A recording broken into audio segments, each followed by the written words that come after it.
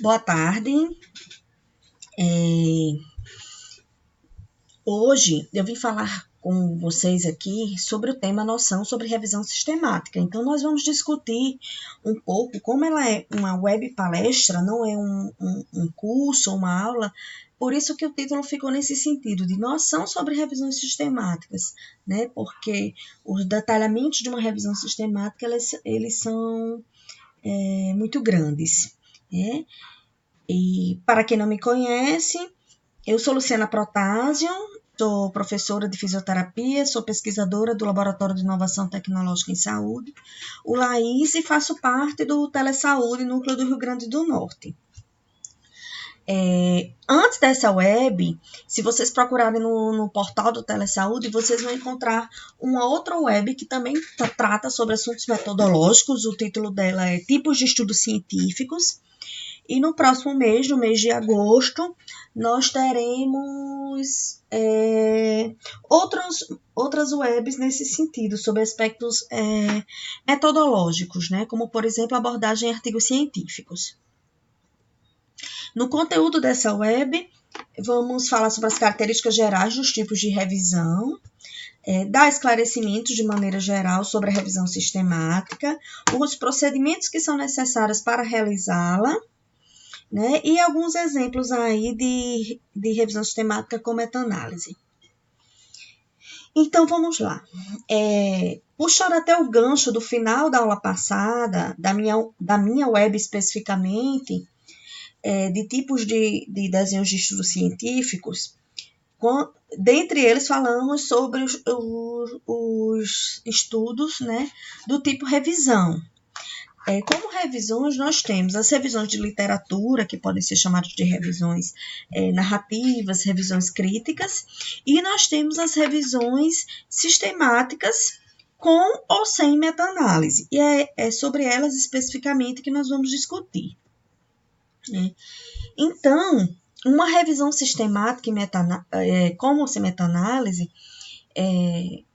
as revisões desse tipo adotam uma metodologia padronizada, com procedimentos de busca, seleção e análise bem delineados e claramente definidos, o que já difere das revisões do tipo de narrativa, de literatura ou crítica, permitindo assim ao leitor apreciar a qualidade das pesquisas e a validade das conclusões feitas, né, por aqueles autores.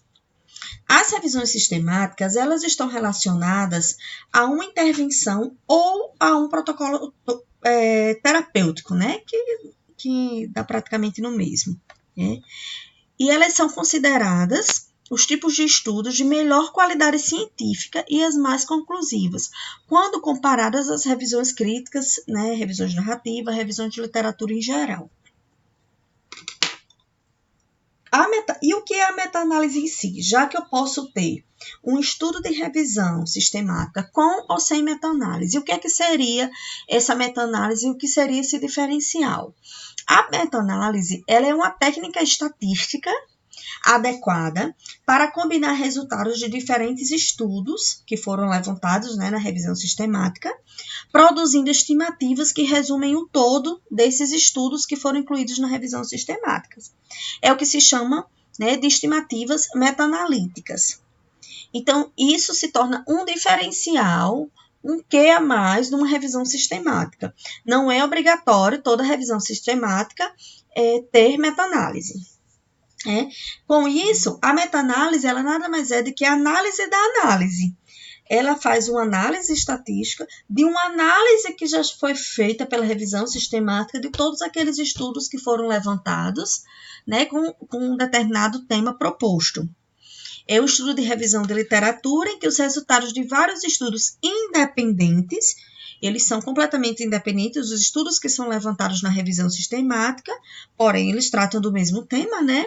Então, eles são combinados e sintetizados por meio de procedimentos estatísticos, de modo a produzir uma única estimativa ou índice que caracterize o efeito de determinada intervenção.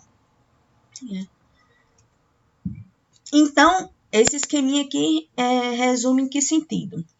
Quando você tem uma revisão sistemática, Você procurou uma revisão sistemática sobre um determinado tema. Digamos, efeitos da levodopa sobre a doença de Parkinson, né? Então, na hora que você busca, não um estudo transversal, desculpa, que aí não caberia. Não um estudo único, né, de um ensaio clínico único, você busca uma revisão sistemática sobre esse tema, né? Então, se você busca uma revisão sistemática, significa que essa revisão sistemática ela já coletou vários ensaios clínicos sobre esse tema dos efeitos da levodopa na doença de Parkinson, e com isso, então, aumenta-se a amostra total sobre essa minha pergunta, né? Sobre isso que eu quero entender. Com isso, há uma melhora do poder estatístico da análise e, consequentemente, uma precisão da estimativa do efeito do tratamento, que o tratamento aí foi com o medicamento levodopa, né?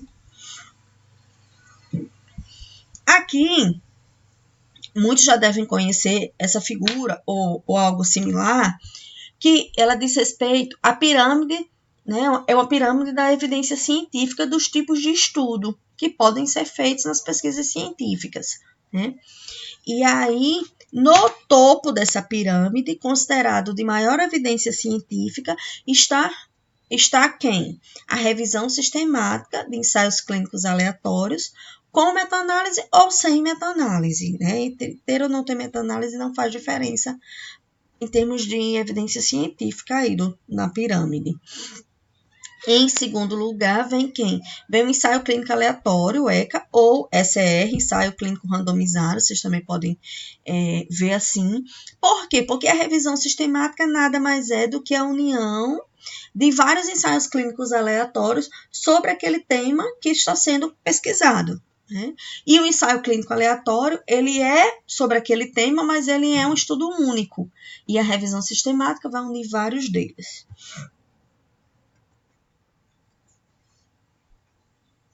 As revisões sistemáticas e meta-análise, elas são úteis, segundo o Linde em 2003, para integrar as informações de um conjunto de estudos realizados separadamente sobre determinada terapêutica, o que eu acabei de falar, sendo os métodos mais adequados e atuais para resumir e sintetizar evidências sobre a eficácia e os efeitos das intervenções.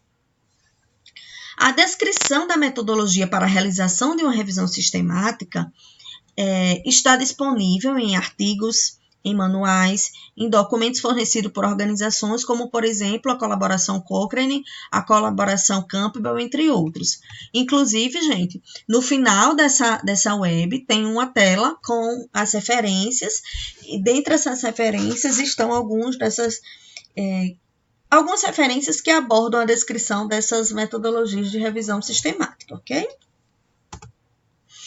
E aí, falei sobre revisão sistemática no sentido de defini-la, de caracterizá-la, de fazer entender de tentar se fazer entender o que é ter ou não ter meta-análise nessa revisão sistemática, mas vamos à parte mais prática da história, né? O que é então necessário para se fazer, para se realizar, para se produzir uma revisão sistemática, né? E o que é necessário? 2 itens básicos, que nos desdobramentos da realização da revisão sistemática não se tornam tão básicos, né? Eles são necessários, mas não se tornam tão básicos. Eles demandam tempo e alguns passos desses podem ser um pouco complicados durante o processo. Demorado, né? O primeiro item necessário são 2 pesquisadores independentes. Então, para realizar uma revisão sistemática sobre determinado tema, você, como fisioterapeuta, você como médico, você como assistente social, você não conseguirá realizar essa revisão sistemática sozinha. Por quê? Porque existem alguns passos dele que é necessário pelo menos 2 pesquisadores. Então, para a revisão sistemática tem que ter pelo menos 2, tá? É comum até que se forme uma equipe maior. O segundo item necessário é o protocolo. Por quê? Porque a revisão sistemática ela tem uma metodologia padronizada. Ela tem uma metodologia mais fechada, mas claramente definida, diferente da revisão narrativa, da revisão crítica, etc. E esse protocolo demanda o quê? Esse protocolo exige que o que é que deve ser abordado nele, né? Como os estudos serão encontrados, os estudos que vão fazer, as pesquisas que vão fazer parte da minha revisão sistemática, quais são, tem que estar muito bem definido no protocolo, quais são os critérios de inclusão e de exclusão dos artigos que vão entrar na minha revisão sistemática, quais são os critérios que vão fazer incluí-los aqui e quais são os critérios que podem fazer com que eles saiam da minha revisão. A definição dos desfechos de interesse, né? Os efeitos da levodopa sobre a doença de Parkinson, mas em que desfecho especificamente da doença de Parkinson? É sobre o efeito sobre o tremor, o efeito sobre a bradicinesia, né? O efeito sobre os sintomas não motores, isso precisa estar claro. A determinação da qualidade dos estudos. Então, esses estudos que permaneceram na minha revisão sistemática, depois de aplicados critérios de inclusão e de exclusão, qual a qualidade desses estudos? Porque eu posso ter uma revisão sistemática que até ficaram vários estudos nela, porém, esses estudos são de baixa qualidade, né? E por último, o último item que é necessário nesse protocolo é uma definição da análise estatística utilizada, né? Como é que foi feita aquela análise, caso seja feita, né? Que é a meta-análise, como é que ela foi feita, né? Colocar os seus pormenores. Então, na realização da revisão sistemática, eu tenho o quê? Os 5 passos, como foram colocados aqui, para a aplicação do protocolo dela, né? 5 passos. Lembrando que aqui a gente vai detalhar um pouco cada um deles. Eu vou colocar essa sequência e a gente vai detalhar um pouco do que é permitido dentro do nosso tempo, detalhados. O primeiro passo é quando se faz a pergunta. Eu tenho que definir aquela pergunta, né? Qual é a minha dúvida, o que é que eu quero esclarecer naquele meu estudo do tipo revisão sistemática. O segundo passo é trabalhar as evidências, né? Que evidências que eu vou buscar para aquilo ali? Então, eu tenho que buscar evidências para tentar responder essa minha pergunta de maneira plausível. O terceiro passo da revisão sistemática é fazer essa seleção dos estudos. Eu com minha equipe, né? Fazer essa seleção dos estudos, obedecendo aqueles critérios de inclusão e de exclusão. O quarto passo, avaliar a qualidade metodológica dos estudos que passaram a fazer parte da minha revisão sistemática, né? Qual a qualidade metodológica deles? Alta, moderada, baixa? E o quinto passo, a apresentação dos resultados, né, que ficaram, né? Resultados finais da minha revisão sistemática. Então, considerando o primeiro passo da revisão sistemática, ele, como já falei, é sobre a pergunta. Então, eu tenho que definir a pergunta do meu trabalho. Eu tenho que definir a pergunta da minha pesquisa. Por que eu estou fazendo aquela pesquisa? Qual é a minha dúvida? O que é que eu quero esclarecer? Né? Que isso tem a ver com o objetivo da minha revisão. Então, para isso, na revisão sistemática, se tem o que se chama da estratégia PICO. Né? PICO. Aqui, ó, prestem atenção. Se vem daí porque forma a palavra PICO, que é a primeira letra de cada item desse que se faz necessário para eu ter uma pergunta completa, bem definida na minha revisão sistemática. PICO, o primeiro é o P. O P vem de quê? Vem de população. Então, na minha pergunta, eu tenho que ficar claro qual é a população que eu quero estudar, qual é a dúvida que eu tenho sobre aquela população. São idosos, são pessoas com Parkinson, são jovens atletas, né? São crianças com paralisia cerebral. Isso tem que estar claro. O segundo ponto que tem que estar claro é a intervenção, que é o I do pico, né? Qual é a intervenção que eu preciso, que eu quero entender, que eu quero clarear minhas ideias, que eu quero saber se tem efeitos positivos, negativos ou indiferentes sobre aquela população, né? Então, essa intervenção é um medicamento combinado com outras terapias, é um ultrassom, é um laser, é um treino de marcha em esteira, o que, né, tem que estar claro. O C do pico é o controle. Tem que ficar claro ali quem é o grupo controle naqueles estudos que vão ser buscados para a minha revisão sistemática. Eles não têm que ter só o grupo experimental, eles também têm que ter algum outro grupo, um grupo controle, né? Que passe por uma intervenção diferente do que é o grupo, né, experimental, digamos assim, da intervenção que está sendo buscada em si. E o O de pico é o outcomes, vem do inglês, que na verdade são os desfechos, né? Aquele exemplo inicial que eu comentei. Se eu estou buscando a questão da levodopa sobre a doença de Parkinson, né? Mas que aspectos específicos da doença de Parkinson? Quais são os desfechos? Digamos, pode ser tremor, pode ser a bradicinesia, controle postural, pode ser sintomas não motores. Isso tem que estar bem definido nessa pergunta. Então, a pergunta da revisão sistemática, para ela estar clara, para ela estar completa, ela precisa obedecer, conter todos esses 4 parâmetros, né, que fazem parte da estratégia PICO. Aqui eu trouxe como um testezinho uma simulação para vocês, lembrando sempre quando a gente fazia a pergunta, né, a estratégia PICO. Aqui a ideia é um estudo que eu coloquei para vocês, que diz o seguinte, uma parte dele diz o seguinte: o principal objetivo desta revisão é resumir a eficácia da terapia espelho, comparando com nenhum tratamento, placebo ou outros tratamentos, para melhorar a função motora do membro superior após o AVC. Além disso, esta revisão tem como objetivo avaliar os efeitos da terapia espelho nas atividades de vida diária, tônus e negligência visoespacial. Então, pensem aí, né? Dentro dessa, de maneira bem direta, dentro desse pequeno texto, onde é que a gente encontra as respostas, né? Se esse objetivo está completo, que vem da pergunta que eu lancei para realizar essa revisão sistemática, se ela está completamente, né, respondida. Então, o P é de população. Qual é a população aqui que está sendo estudado? Pensem. AVC, acidente vascular cerebral.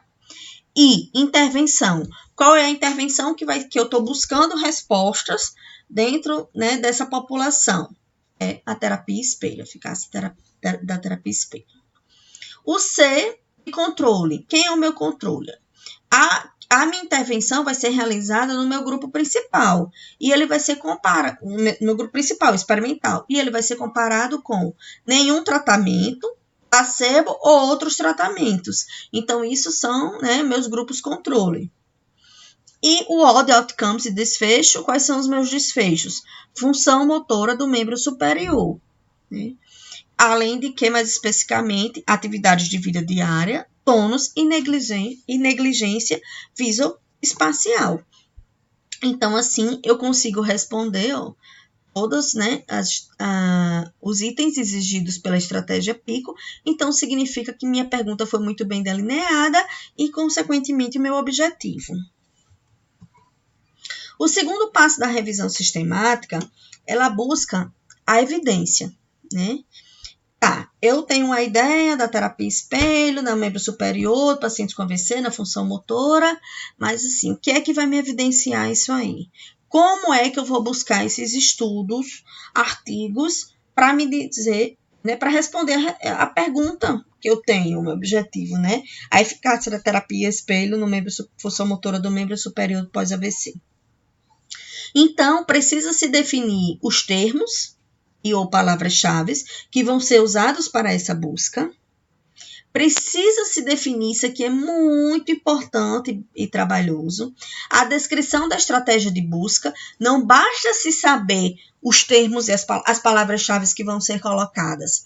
Preciso saber, na hora de colocar lá em cada plataforma, em cada portal, em cada base de dados, né, que eu vou buscar, eu preciso saber como é que vão ser combinados todos esses termos. Se eu vou usar 3 termos, 4, 5, 6 termos, e como é que eu vou combinar todos eles. Isso tem que estar bem definido antes de eu começar a fazer a busca. E aí eu tenho que definir também o quê? As bases de dados. Que base de dados? Nós temos várias bases de dados. Então, quais delas que vão ser usadas? OVID, SciDirect, periódicos, CAPES, Pedro, etc. E possíveis outras fontes de informação que algumas revisões sistemáticas também usam, que não são as bases de dados científicas. O terceiro passo da revisão sistemática é a seleção dos estudos, né? E aí, como é que eu vou selecionar esses estudos, esses artigos, essas pesquisas que vão entrar na minha pesquisa, que é uma revisão sistemática, né? Já foram definidas as palavras-chave, como eu vou, a minha estratégia de busca, como eu vou combiná-las, fazê-las, qual o tempo, e em quais bases de dados eu vou pesquisar. Então, aí eu preciso de 2 avaliadores e um pesquisador árbitro. Lá, inicialmente, eu falei para vocês que preciso de 2 pesquisadores, avaliadores independentes. É o mínimo, sim, é o mínimo. Mas o melhor é que se tenha mais, até para que pelo menos um terceiro funcione como pesquisador árbitro. O que é isso? Se acontecer dúvida em algum dos estudos que estão sendo selecionados, se ele realmente permanece ou não na revisão sistemática, como ele, mesmo sendo bem delineada a metodologia antes, mas isso ainda pode acontecer. Esse pesquisador árbitro é que teria a decisão, né? A decisão dele é que desempataria, vamos dizer assim. Um concorda que entra, outro concorda que não entra, esse terceiro avaliador é que pela leitura dele ele vai desempatar se entra ou não no estudo. E aí, o primeiro item, né, desse terceiro passo, a seleção dos estudos, é se fazer uma seleção dos títulos e dos resumos de todos os artigos que foram pesquisados, buscados. Como é que eu faço essa seleção de títulos e resumos, né? Eu vou fazer essa seleção baseado em quê? Nos critérios de inclusão e de exclusão que foram delineados previamente, né? Aqueles que, por acaso, tenham dúvidas ou que não ficou claro o resumo dele, ou mesmo o título e tudo, pode ser que tenha necessidade de adquiri-lo em sua forma completa para realmente, né, ter essa decisão se ele permanece ou não na revisão sistemática. O segundo item do terceiro passo da revisão sistemática é a seleção desses artigos, né? Do artigo agora na sua forma completa. Todos eles que foram, que permaneceram no estudo depois de aplicados os critérios de inclusão e depois de alguns terem sido excluídos. Então, nessa seleção dos artigos, tem a lista de estudos dos que foram incluídos inicialmente, deve ter a lista de estudos dos estudos que foram excluídos e os que foram excluídos, se colocar qual foi o motivo, qual foi a causa dessa exclusão. É porque ele estava duplicado, mesmo que surgiu em uma base de dados, surgiu em outra base? É porque o título sugere uma coisa, mas não é outra, não corresponde à temática realmente que está sendo pesquisada? E assim vai. Aqui tem um exemplo de um fluxograma, né, que trata sobre essa seleção dos estudos, sobre esses itens aqui falados, que esse fluxograma, ele segue o prisma, que é uma referência que se tem para, né, essa seleção de estudos aí usados para revisão sistemática. Para ter acesso a explicações mais detalhadas do Prisma, tem a referência dele lá no final dessa web palestra. Então, de maneira bem completa, se dá o quê? A identificação dos estudos, que aqui um exemplo, estudos identificados por meio de busca eletrônica nas bases de dados OVID 472, na Pedro 474, aqui eu não estou conseguindo ver direito, tá claro, em base, digamos, 379, o que deu um total de 1.525. Acho que é isso. Então, foram, para esse exemplo aqui colocado, a priori, incluídos 1.525 estudos. E estudos adicionais identificados em outras bases, em outras fontes, nenhuma. Ou porque não foram usadas outras fontes, ou porque realmente foi usado, né, em outros e não foi encontrada. Aí se vem para a triagem, né? Esses aqui, a priori, tinham entrado, né? E aí se vem para a triagem. Os estudos após a exclusão dos duplicatas. Por quê? Porque, digamos que você tenha pesquisado sua equipe em 5 bases de dados. Tem estudos que podem sair em 2 ou 3 bases de dados. O mesmo estudo, então ele não vai ser contabilizado 3 vezes, né? Ele vai ser contabilizado, que a priori aqui em cima ele tinha sido. Ele vai diminuir, ele vai ser contabilizado apenas uma vez. Aí cai o número aqui, ó, 1519. Aí, quais são os estudos que foram selecionados mesmo? Então, tirando esse número aí, detalhadamente pelo seu título e pelo seu resumo. Alguns talvez até tenha sido necessária a sua forma completa, né? E aí, com os excluídos aqui, que fica, sim, desculpa. Aí, após explicar todos os estudos selecionados, foram 28. Porque, olha só a quantidade de excluídos, 1.491. Então, quando se faz uma revisão sistemática, a priori se assusta muito com esse número inicial. Mas, quando vai se aplicando os critérios de inclusão e de exclusão, principalmente os que são excluídos e até mesmo os duplicados, esse número ele cai muito. E aqui, né, no texto lá da sua revisão sistemática, se coloca os motivos desses estudos que foram excluídos. Os estudos selecionados para análise na íntegra, então, ficaram 17. E após a análise na íntegra, ficaram 6. Talvez até alguns desses, pelas bases de dados, não tenham tido acesso completo à sua versão completa. E, então, estamos na elegibilidade. Os estudos incluídos na síntese qualitativa ficaram 11. 17 menos 6, ficaram 11, porque aqui ainda teve mais excluídos. E, neste caso, especificamente aqui, os estudos incluídos na síntese quantitativa, que é a meta-análise, não ficou nenhum. Ou seja, esse exemplo aqui ficou o quê? Uma revisão sistemática sem meta-análise, porque nenhum desses estudos teve condição de ir para a meta-análise. Aqui é um outro exemplo de um estudo, um estudo feito junto com minha equipe, né, com alguns orientandos, e mostra isso, a identificação inicial.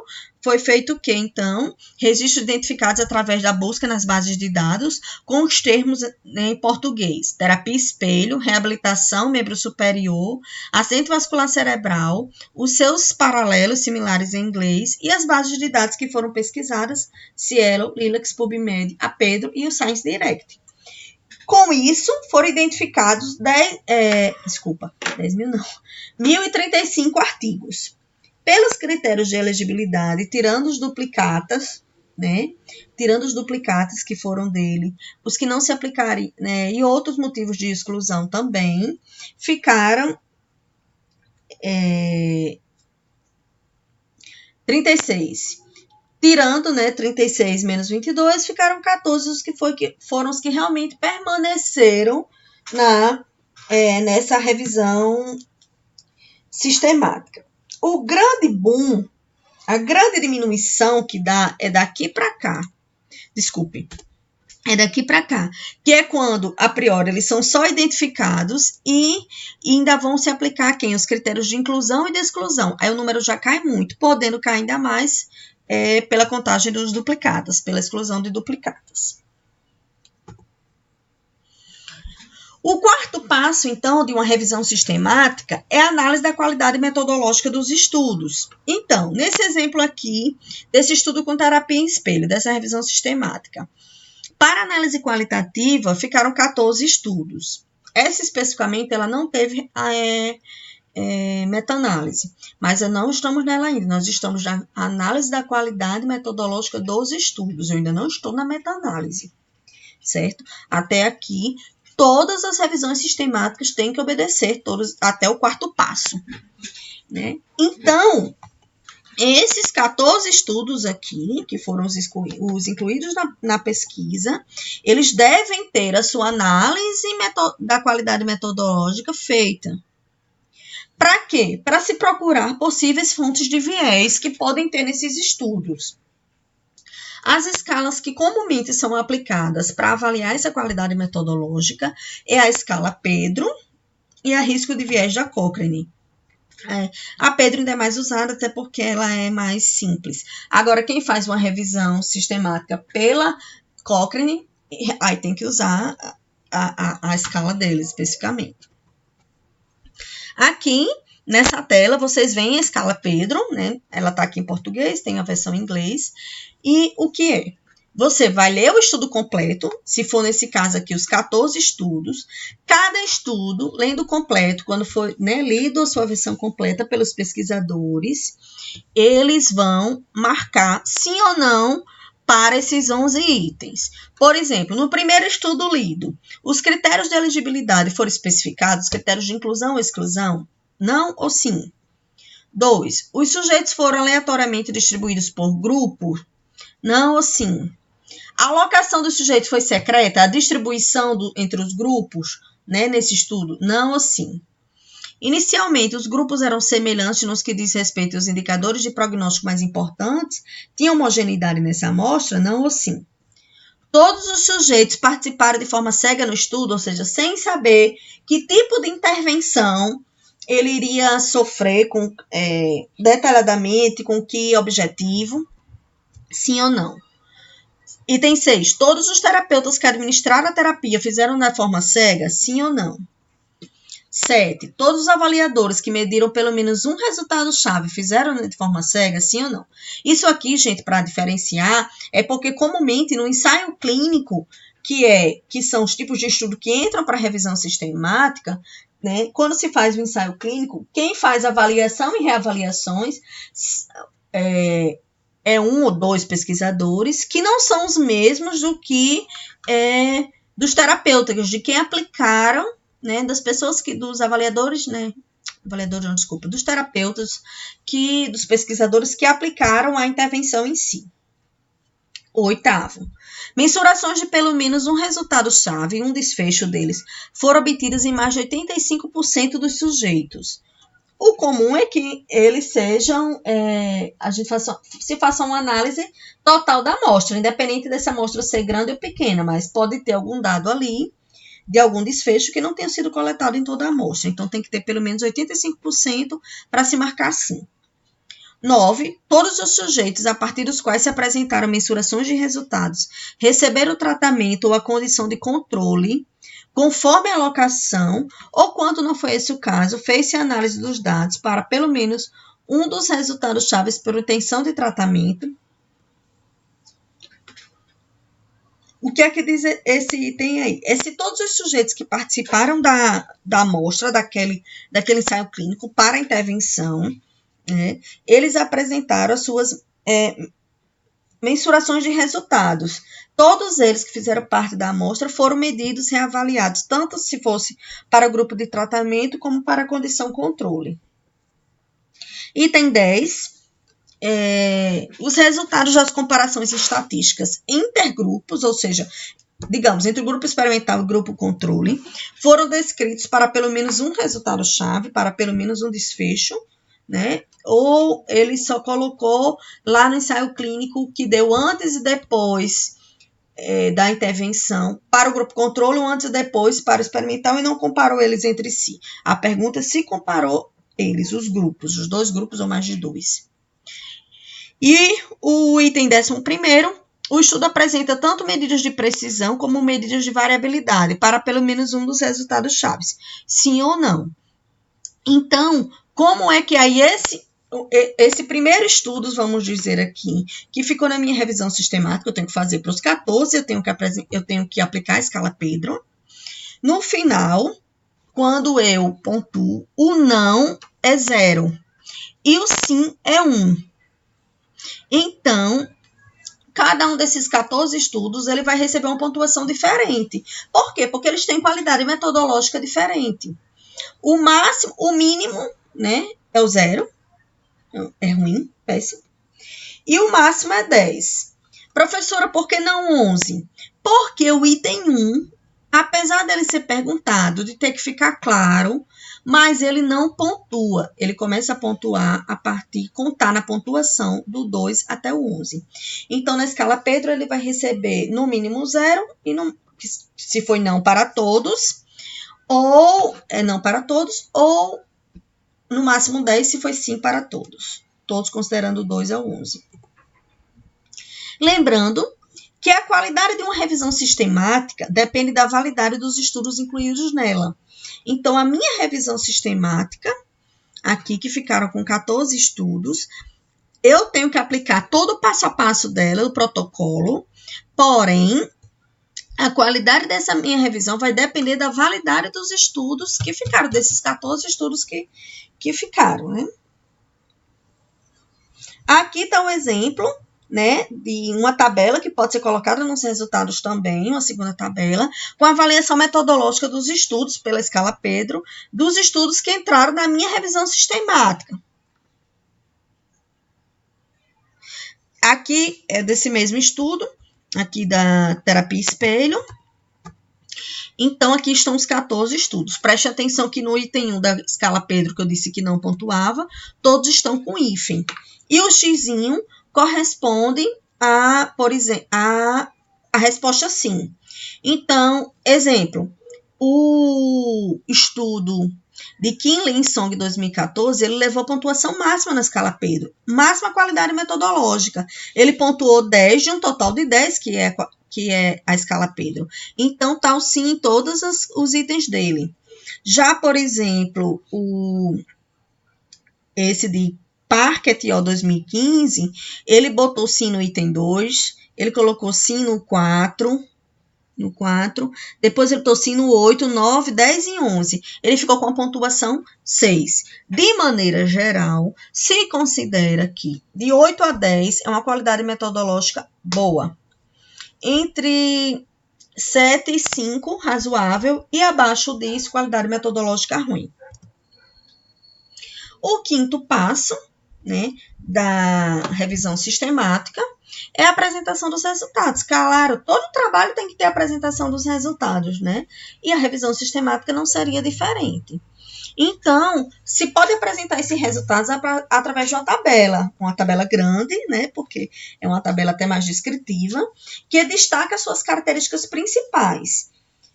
Quais são os resultados da minha revisão sistemática? Foram todos aqueles estudos que permaneceram na minha revisão após aplicar os critérios de inclusão e exclusão.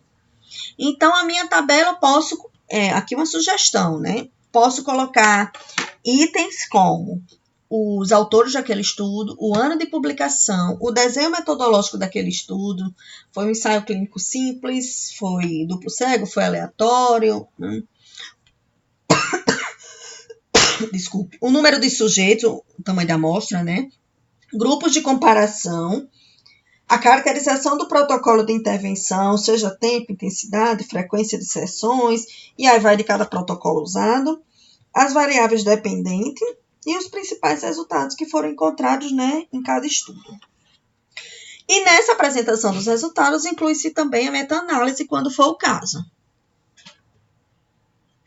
Nesse estudo aqui, dentro do quinto passo aqui, tá a tabela 1, como eu falei, ó, vários estudos, o primeiro, segundo, terceiro, quarto, quinto, sexto estudo, onde tem os autores e o ano, a amostra é colocada a quantidade de pacientes, e já aqui, nesse caso, foi dividido grupo controles e experimentais para a quantidade que tem em cada um, digamos, esse aqui tem 26 pacientes numa fase aguda, o caso de AVC, 13 no grupo experimental, 13 no grupo controle. Principais avaliações, quais foram os instrumentos de avaliações que foram aplicados em cada um desses estudos? As intervenções realizadas em cada um deles e os principais resultados de cada um desses estudos. E aí, estamos finalizando e entramos no quinto passo da revisão sistemática, que é a meta-análise. Lembrando que todas as revisões sistemáticas, elas devem acontecer até o quarto passo, que é a apresentação dos resultados, né? Na verdade, até o quinto passo, porque a apresentação dos resultados está no quinto passo. O que é que vai diferenciar? Porque nesse quinto passo pode estar só essa apresentação de resultados, como aqui, digamos, e pode incluir uma meta-análise. E aí, eu já lembro o seguinte, nesse estudo anterior aqui, ele não teve meta-análise, ok? E mesmo que ele tivesse tido, não necessariamente os 14 estudos que se fizeram presente nesse grupo, que essa tabela aqui ela continua nesse grupo, nessa revisão que continuaram, eles não necessariamente os 14 iriam para a meta-análise, que é o que aconteceu nesse estudo aqui que eu vou exemplificar para vocês.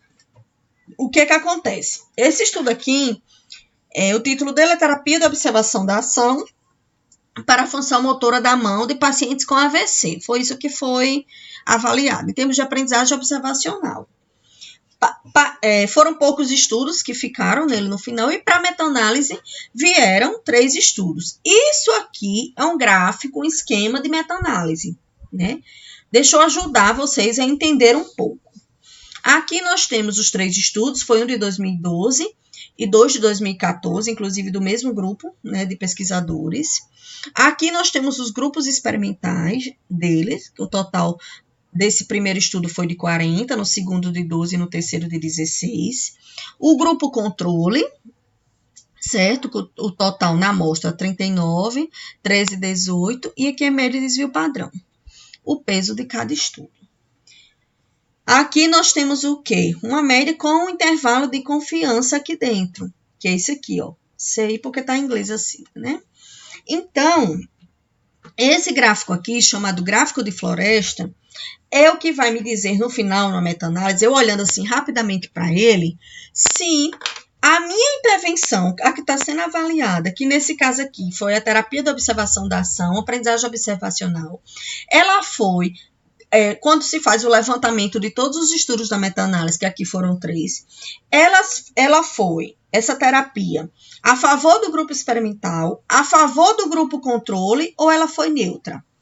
Aqui, nós vimos isso pelo losango. Esse losango aqui, desculpa, a piramidezinha, né, da meta-análise, que neste caso, diz que ele foi a favor do grupo experimental. A linha 0 aqui está do lado do grupo experimental, apesar de estar próximo, né, da linha 0. Este losango representa o efeito combinado de todos os estudos aqui da meta-análise, no caso desses 3 estudos, que tiveram características diferentes, mas a gente já sabe aí que foi a favor. Esses quadradinhos verdes, que representam, cada um quadradinho verde representa um estudo diferente. E a ideia desse quadrado é representar a magnitude do efeito desse estudo, né, dessa intervenção. E a área dele, prestem atenção que tem uns maiores, como esse primeiro, 2012, e os outros 2 são menores. A área dele, como um todo, representa o peso que esse estudo teve, né, na minha revisão sistemática como um todo, considerando aí o tamanho da amostra, né, de cada um desses estudos. Né. Essa reta, ou seja, com isso de 2012 teve um peso maior e uma amostra maior. Essa reta que passa no meio dos quadradinhos de cada estudo, preste atenção que uns têm uma reta menor, outros têm uma reta maior, representa o intervalo de confiança que está aqui, ó, também. O intervalo de confiança desse estudo.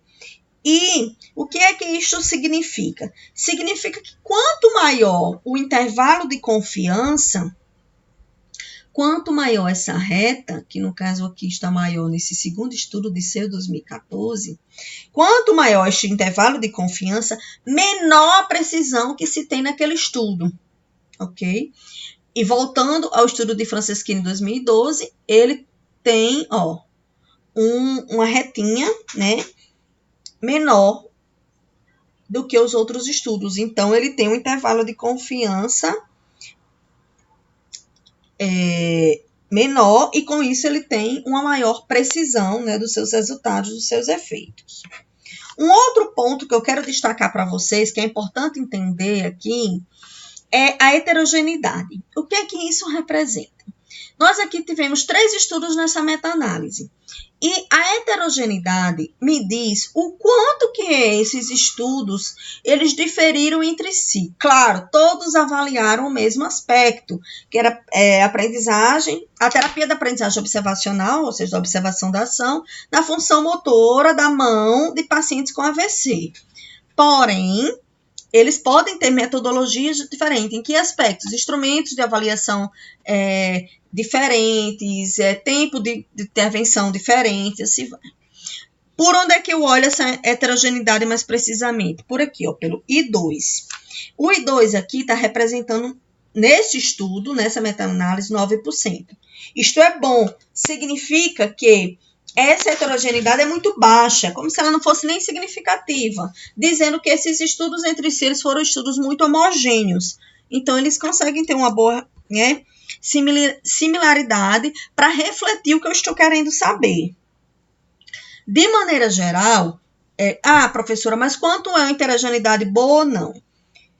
Se diz que de 0 até 40% é uma heterogeneidade considerada baixa, não significativa. Então, os estudos são homogêneos. De 30% a 60%, essa heterogeneidade ela já é moderada. Eles já estão diferenciando de maneira moderada. De 50% a 90%, a heterogeneidade entre os estudos é substancial. E se esse 2 aqui, esse valor, estiver entre 75% e 100%, a heterogeneidade dele é consideravelmente bem considerável e ela é alta, ou seja, ela é alta. Então, isso pode diminuir, né, o peso dos estudos para essa revisão sistemática, que não é o caso aqui, a heterogeneidade aqui é baixíssima, né, e está muito bem esclarecido a pergunta que foi feita inicialmente nesse estudo, apesar de se ter poucos estudos, né, isso varia com o tema também que está sendo pesquisado. Então, é isso que eu tinha para colocar para vocês hoje nessa web. Aqui estão as principais referências usadas, exemplo de 2 revisões sistemáticas. Aqui é referência para a escala Pedro, aqui para o grupo do grupo Prisma, né, para usar o fluxograma do Prisma. Qualquer dúvida que vocês tenham a mais, ou trocas de ideia, parcerias para revisões e etc. Aqui estão os meus contatos e até a próxima web.